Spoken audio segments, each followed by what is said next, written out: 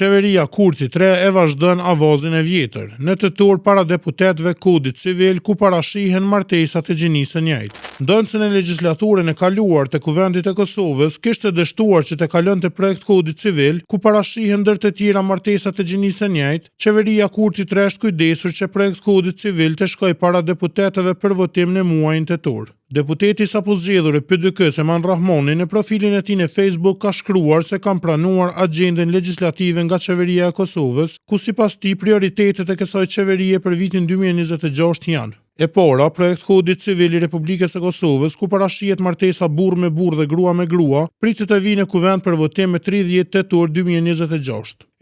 Projekt ligji për gjendjen civile, ku parashihet ndryshimi i gjinisë çdo 10 vjet, pra 10 vjet bëhesh grua, 10 vjet bëhesh burr e kështu me radhë, pritet të vijë në kuvend për votim me 30 qershor 2026. Projekt ligji për shëndet riprodhues dhe fertilizim të asistuar mjekësor, ku parashihet që gratë të lindin pa burra dhe këtyre fëmijëve tu ndalohet të dinë kë e kanë babo, pritet të vijë në kuvend për votim me 1 tetor 2026. Tutje, ai ka theksuar se prioritet kryesor i qeverisë Kurti 3 për vitin 2026 janë pikërisht ligjet që u kundërshtuan më parë dhe që nuk kaluan në kuvend. Ndryshe, në shkurt të vitit 2022, nga 61 deputet që kishin votuar, 29 kundër 28 për dhe 4 abstenime, duke bërë kështu që vetëm për një votë të bëhet diferenca.